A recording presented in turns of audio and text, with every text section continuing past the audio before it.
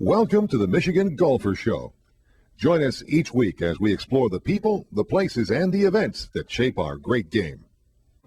Hi, I'm Jack Berry, and I'm at the Michigan Golf Hall of Fame, and with me is Betty Richart from Ann Arbor, and Betty has been a long-time force in golf, United States Golf Association of Michigan, just about all of them. Betty, how did you get into all this? Oh my goodness.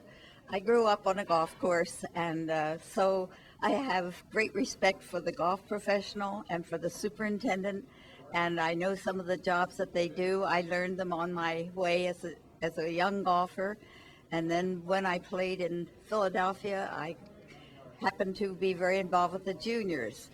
And with some of the women that registered me, I said to them, I so appreciate what you've done. I hope someday I can do that same job. And so I didn't know that I was going to meet that lady on the senior women's committee when I was young, and she was quite old, I thought. But anyway, golf has been a wonderful sport. I was involved as a young kid when the war was on, and played some exhibition matches with very fine golfers, but I as a kid was one of the few girls that played at that time.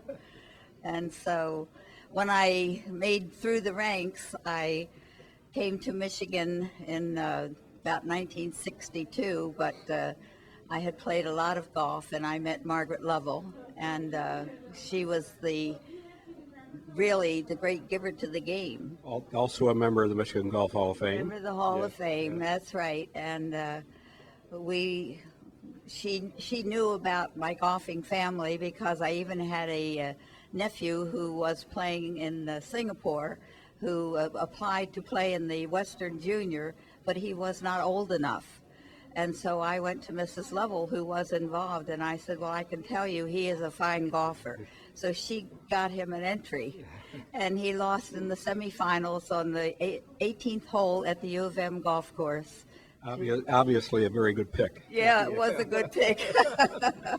Tell us about some of your work as you were the chairman of the USGA Women's Committee. Is that correct? Yes, I was. But I got involved, I'm sure, because of Dorothy Higbee, who was also a member of the Golf Hall of Fame, and Margaret Lovell. I went on the Women's Committee in 1974, and I did a lot of jobs. I officiated at many tournaments.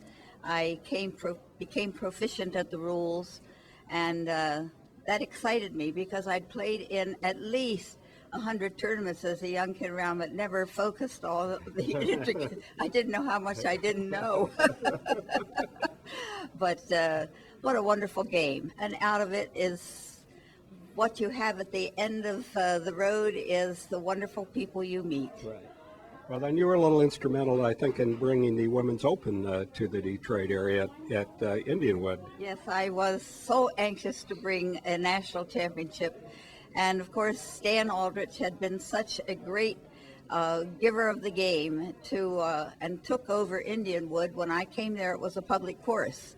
And he had done so much with that course. And with my dad having built one, I could appreciate what Stan Aldrich had been through. So when P.J. Boatwright said, we'll have the Open there, I was so thrilled. It was like I was having it at my own course. And then...